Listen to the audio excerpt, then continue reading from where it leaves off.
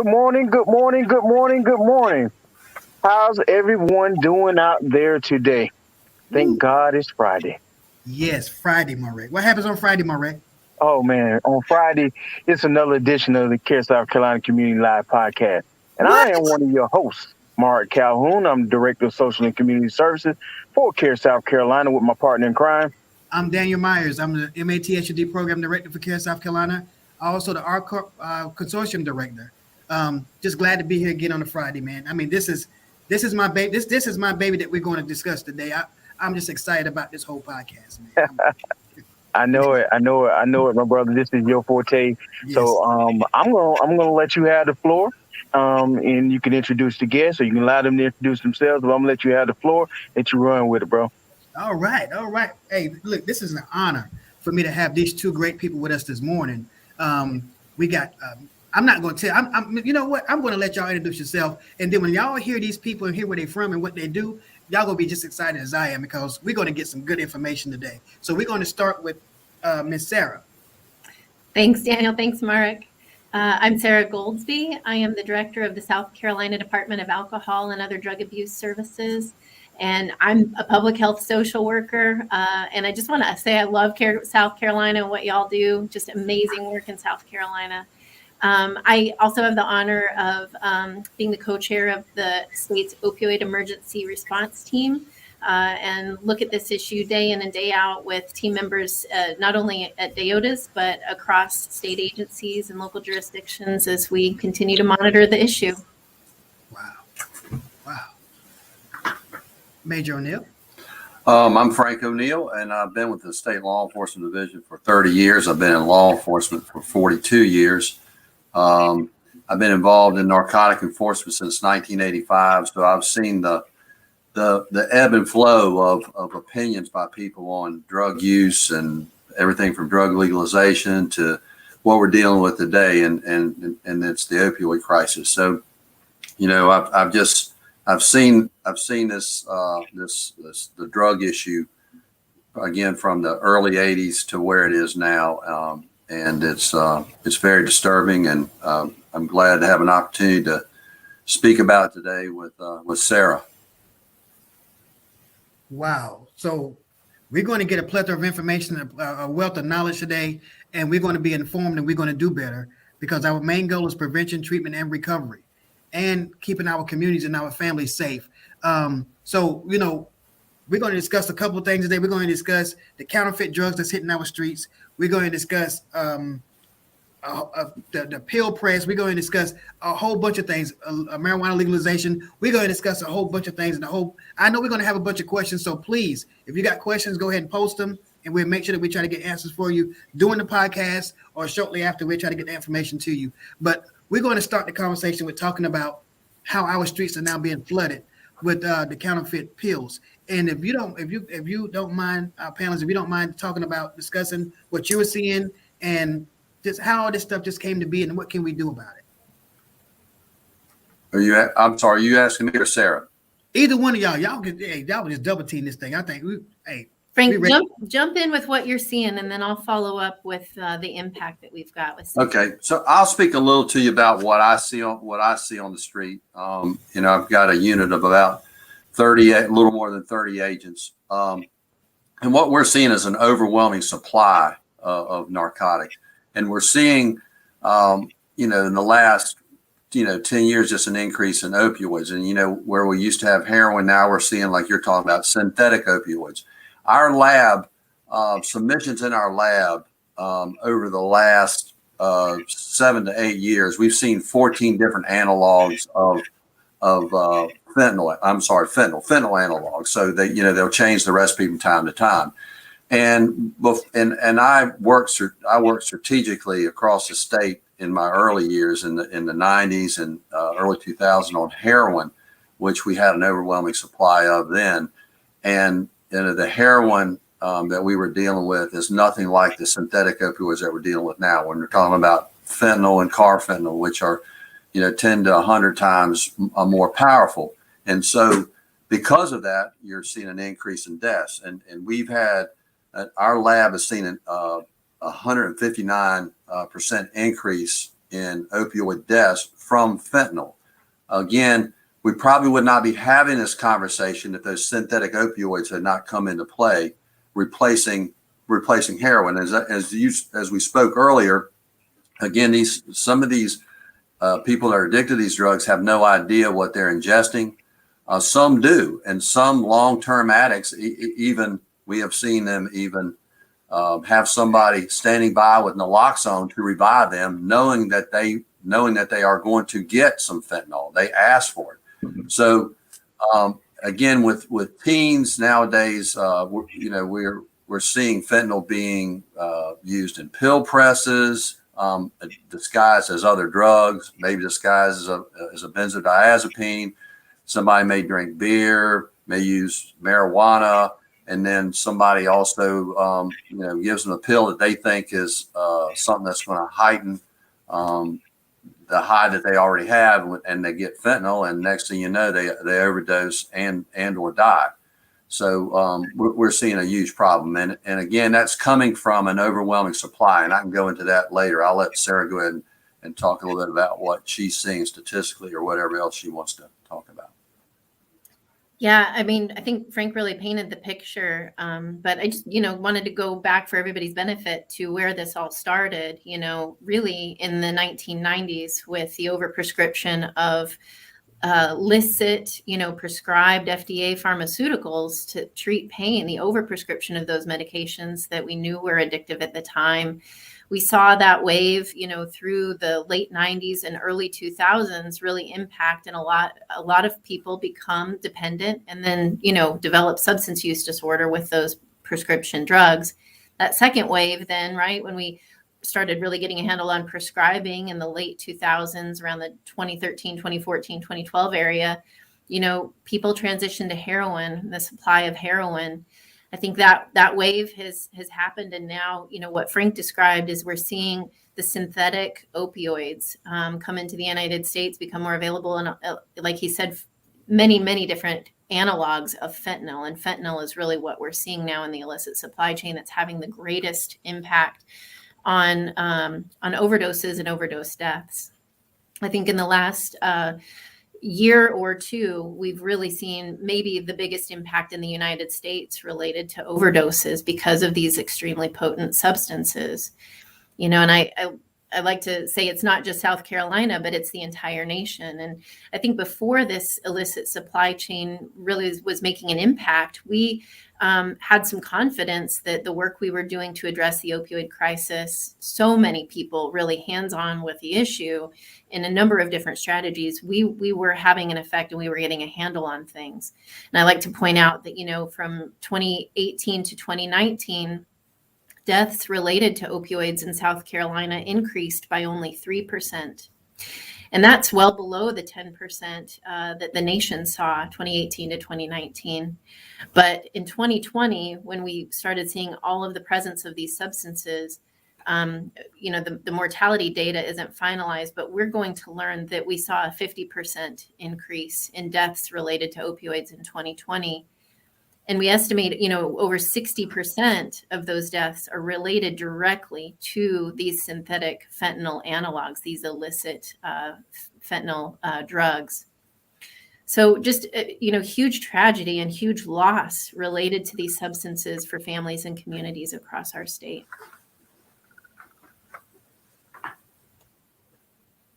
So, and we're going to continue talking about this, but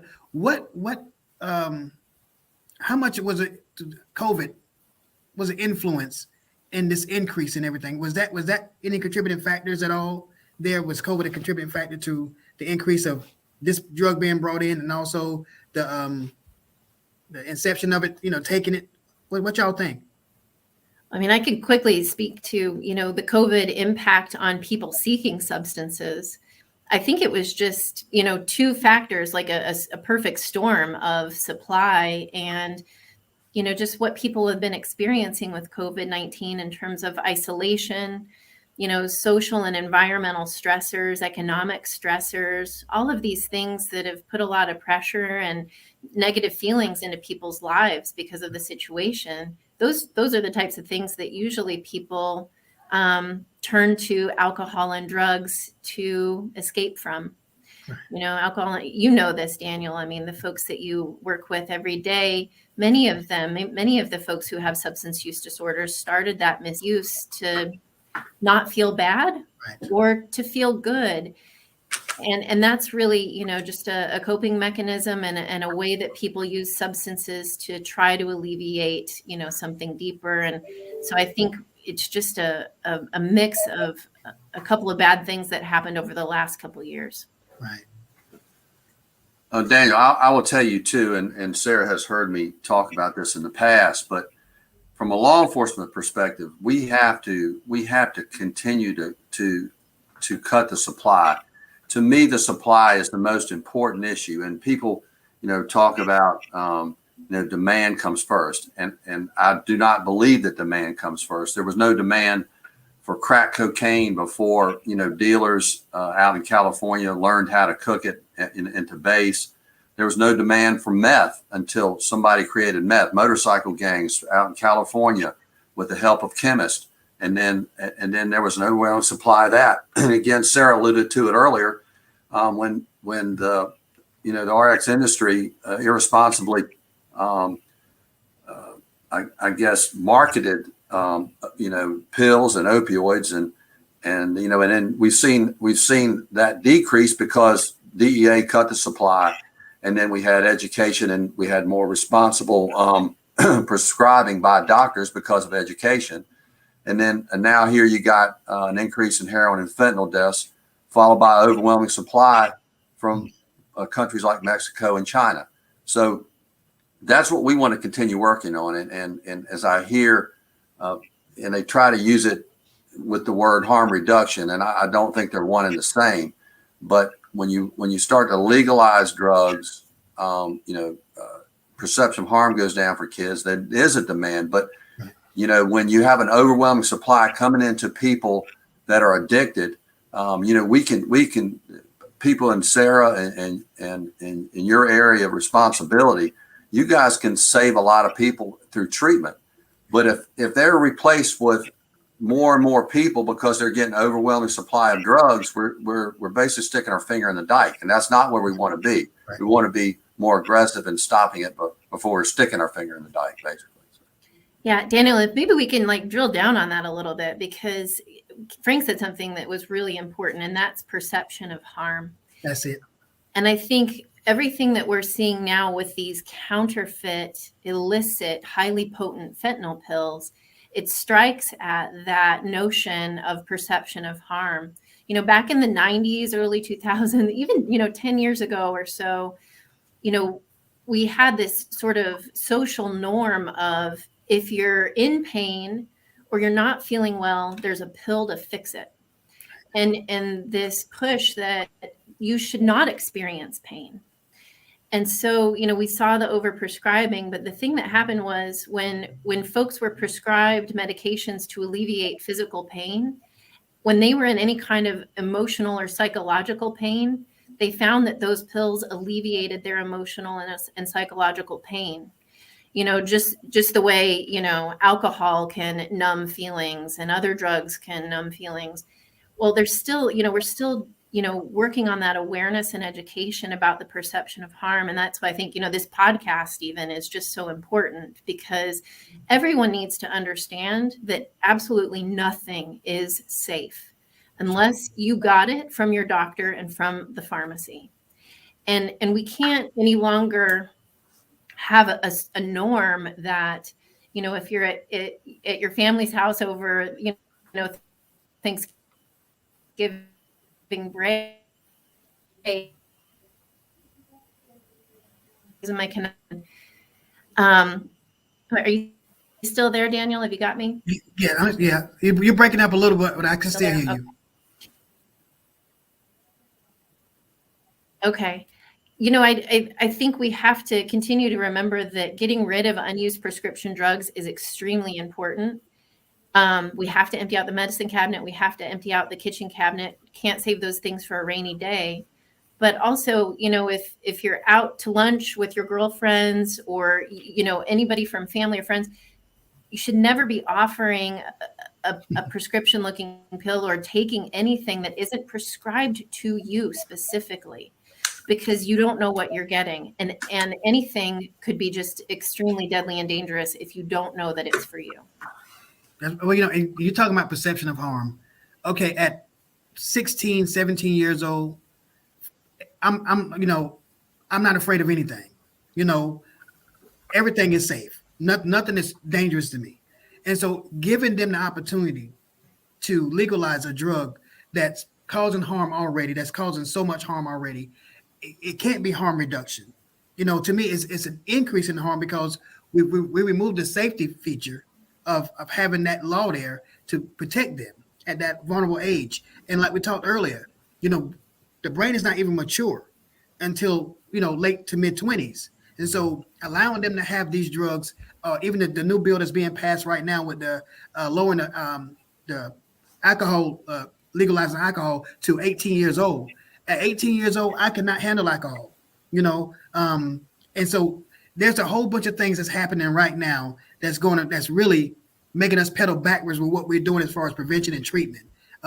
It's increasing we have to increase our efforts to educate people more, to get people like you guys out in the public saying, talking about these dangers that we have and these risks that we're taking. But at the same time, informing people, like you said, whenever I was in nursing school, they gave us a new vital sign.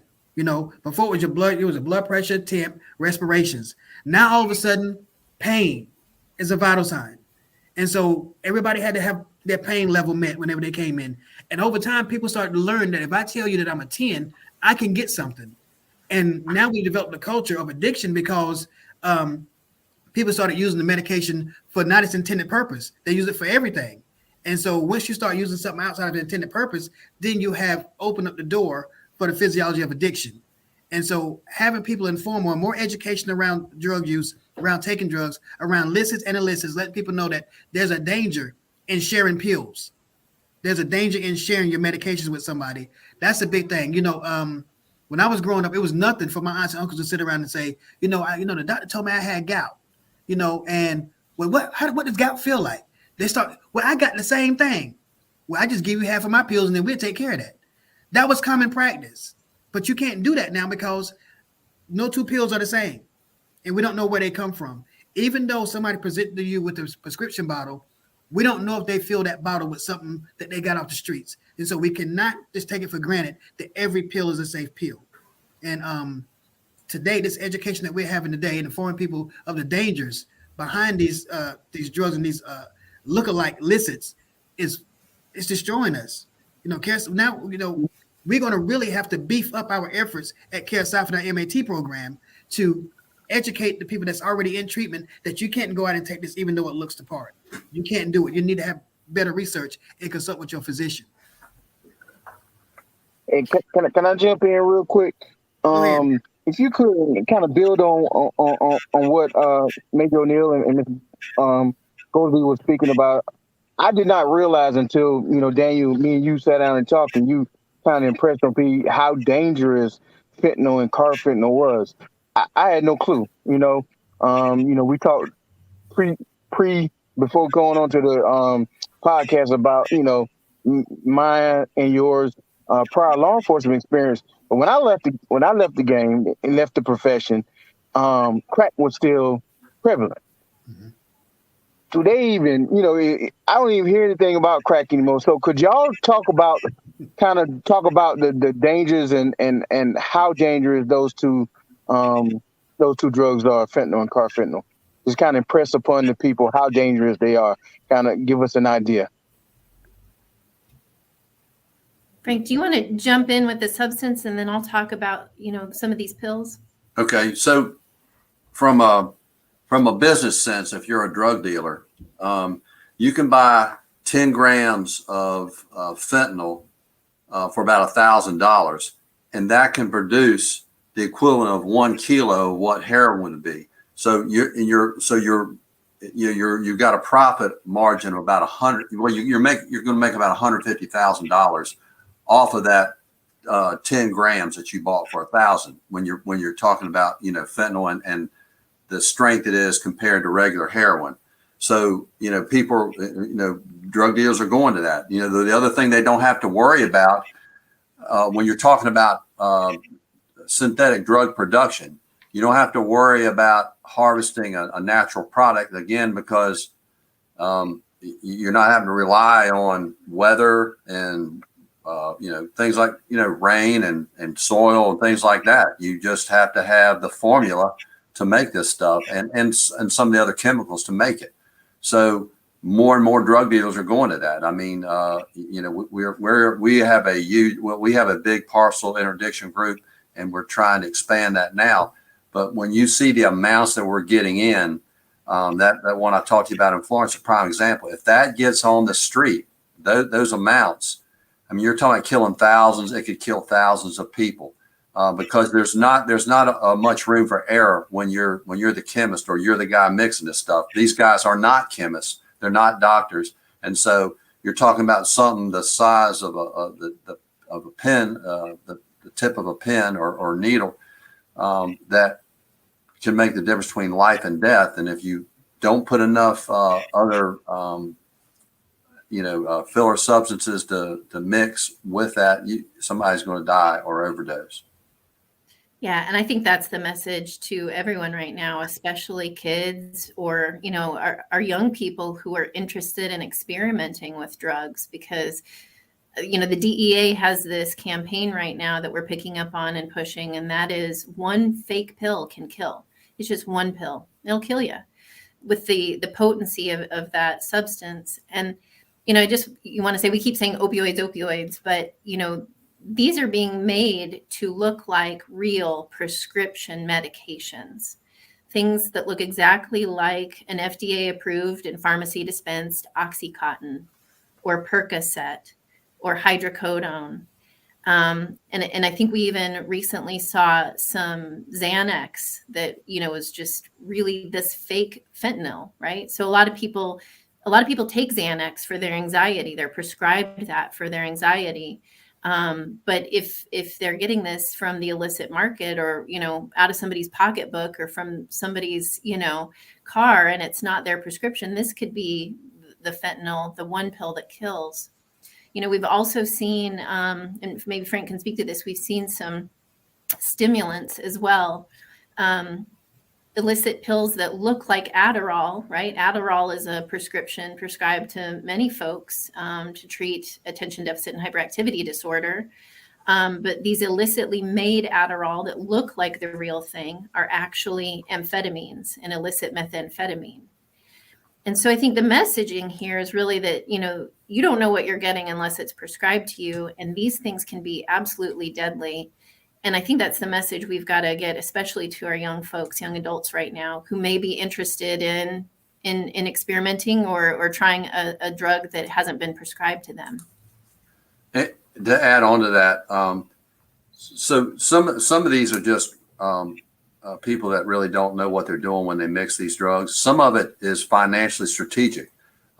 We know that some drug dealers are adding methamphetamine to fentanyl and heroin for several reasons, because it helps them come down off of their when they're getting sick from not having heroin, but it also it gives them another addiction problem that they're going to have with meth, and again, it's high potency meth, and I can tell you from a health standpoint, meth destroys the body quicker than anything I've ever seen. Fentanyl can kill you just like that, but meth just destroys the body because of the chemicals they use. But again, they're mixing fentanyl and methamphetamine, and I can't tell you the worst combination out there. But those are just some of the things we're going. And some of it is out of ignorance that they do it, and some of it is financially strategic by the drug dealers.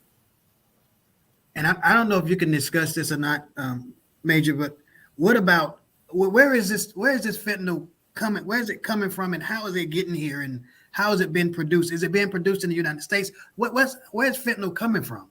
Well, the majority is coming in from out of the country, primarily China. We have intelligence that chemists have gone to Mexico and are making it there as well.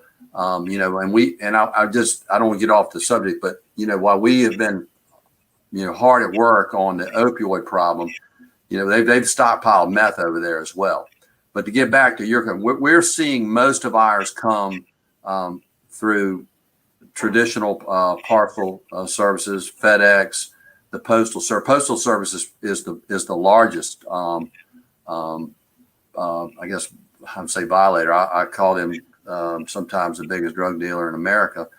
They do not have a lot of money financially to really do interdiction like they should. But again, you hear all the time about how financially strapped they are and where that agency is. But again, UPS, FedEx, we do regular interdiction with those, and we find those drugs every week. And again, we have chemists here in our own country, and again, just getting the right chemicals. But most of those chemicals come from China and Mexico. So that's one of our concentrations and strategies is to fight the from the interdiction side.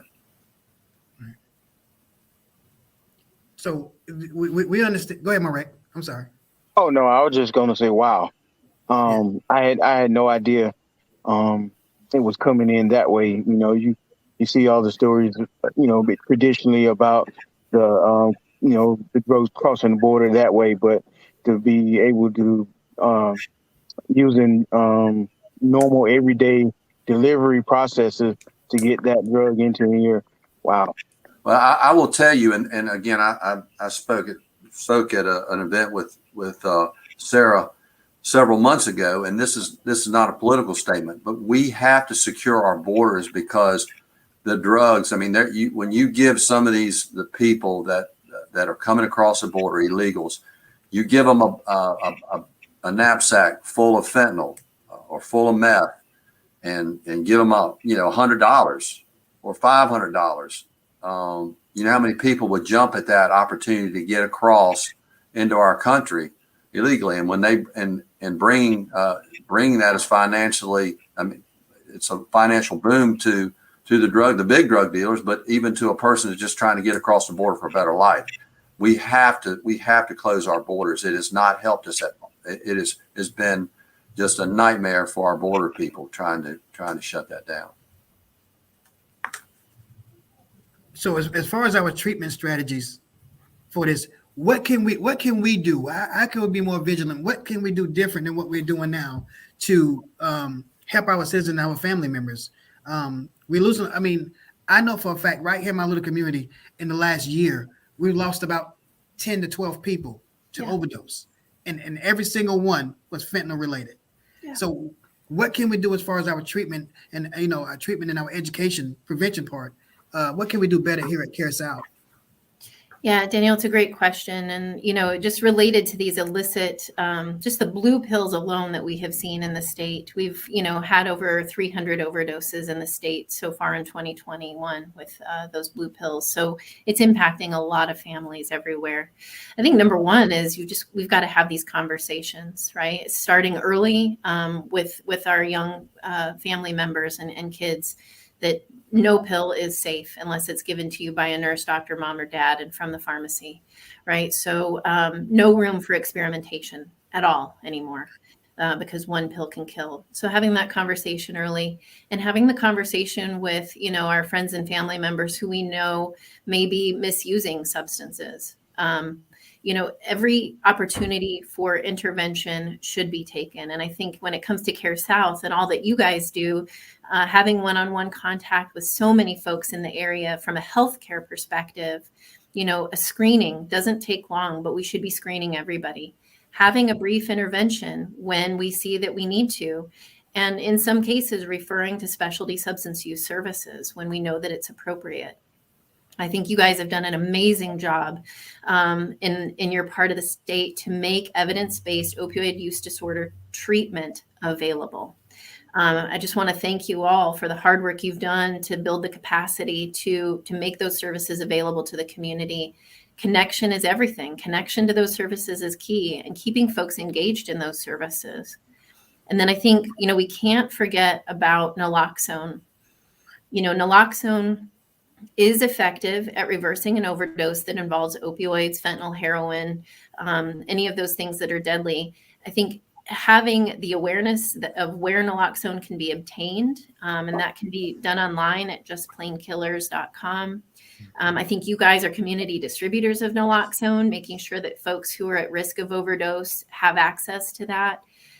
Anybody who, may have a high dose prescription of opioids that, even if it's licit, our seniors that have a lot of opioids that are prescribed appropriately for pain may be at risk if they mix up their medications. But then certainly the folks that we know are misusing illicit opioids, we need to have that naloxone available in case of an overdose. It's going to keep them breathing, it's going to keep them alive, and it's going to give them an opportunity to live and get connected to treatment and find a life in recovery. So those are the keys. We've just got to be aware, connect to services, have these conversations, and have naloxone available. There's one more strategy that I think is really important, and it's an intervention strategy. But there are some folks who are dependent, who have, an opioid use disorder or another substance use disorder. They may be ambivalent or uncertain yet about engaging in treatment and finding recovery. So we know that they are going to be using substances, right? Having another tool for them to identify the presence of fentanyl in the substance that they are going to use is important. And that's with fentanyl test strips that have been shown to, make the presence of fentanyl known to that substance user so that they can make an informed decision about how they're going to change their use. It's known to keep people alive. And so it's just one more tool, because the key right now is preventing overdose, keeping folks alive so we can get them into recovery. That's right. And, there was a marriage made in heaven a few years ago whenever CareSouth got with DAODAS, and we partnered together in this fight against opiate use disorders and addiction. And without the help from you guys, we wouldn't be as successful as we are. So having partners like you that have the same passion that we have to save lives and to get people into recovery and into treatment makes this even better. Currently, CareSouth has over close to 600 patients actively in treatment right now.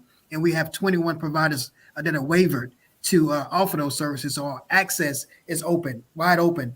And we're trying to increase that every time we get a provider in. We're trying to increase that opportunity for access so we can have unlimited resources for treatment. And having partnered with you guys, with Alpha Center, Rubicon, and Trinity in our service area makes this very, very, very successful for us. And we couldn't do it without you. And so we're going to continue our fight. We're going to continue having conversations like this around addiction, around prevention, around treatment services, and the risk that we're taking when we are legalizing or attempting to legalize things that are already causing harm in our society. And before we go, if Major O'Neill can really give me his idea, his thoughts on decriminalizing drugs or like marijuana and changing the drinking age. If he can just give me his output on that, I would really, really appreciate that. All right. Well, I'll start off. Sarah knows I could go on and on, but I'll just talk first of all about decriminalization, and I'll get to marijuana in just a minute. But when you do decriminalize any drug, your perception of harm goes up, especially with children.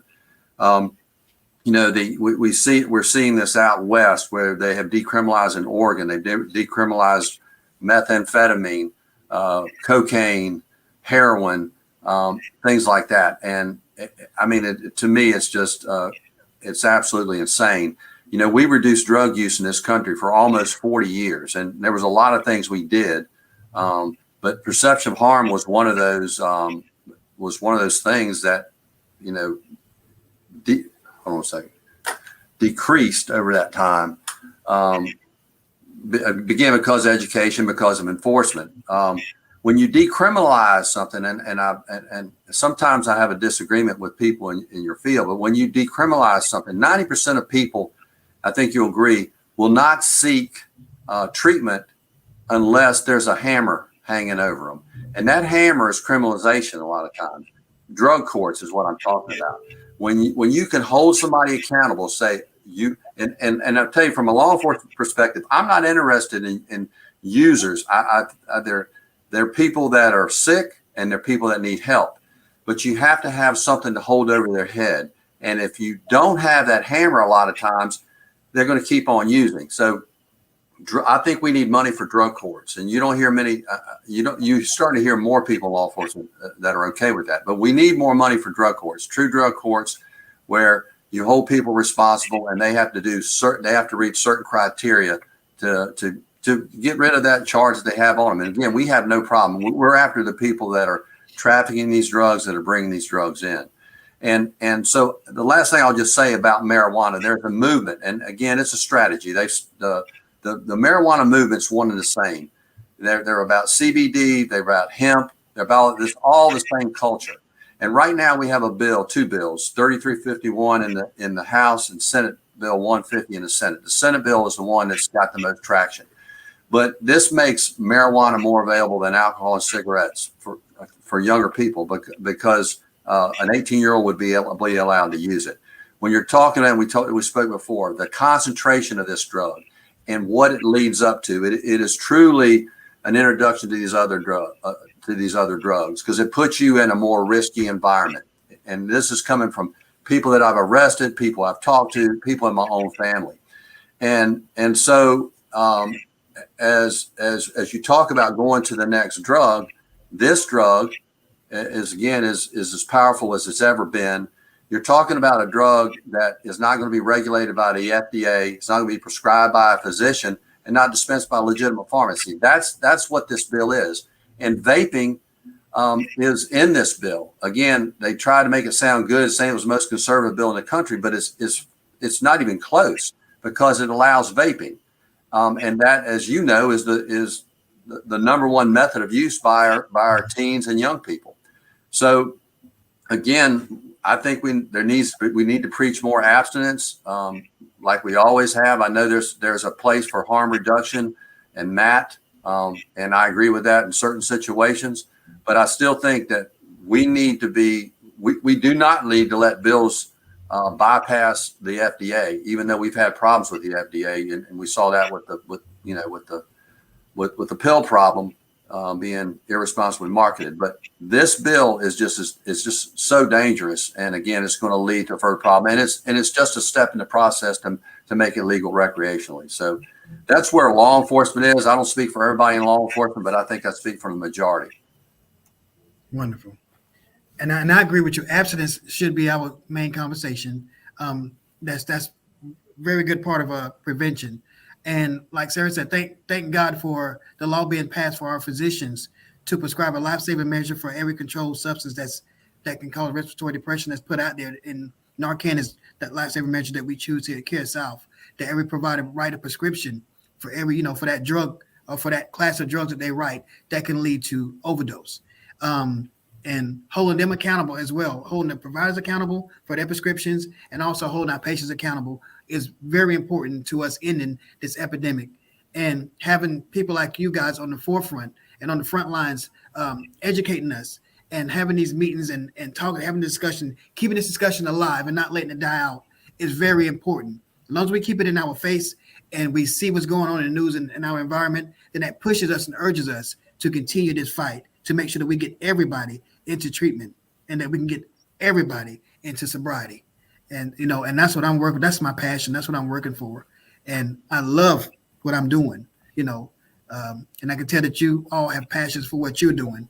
And so us partnering together, we can make this thing awesome. We can really do some things. So yeah, Daniel, I've got to brag on South Carolina for just a minute and say thank you. You have, as a healthcare organization, been an absolute leader in South Carolina. And I want to thank Ann Lewis for really pushing, the implementation of substance use disorder services, because it's the right thing to do. And as you said, you're treating over 600 folks right now in the program, which is just amazing.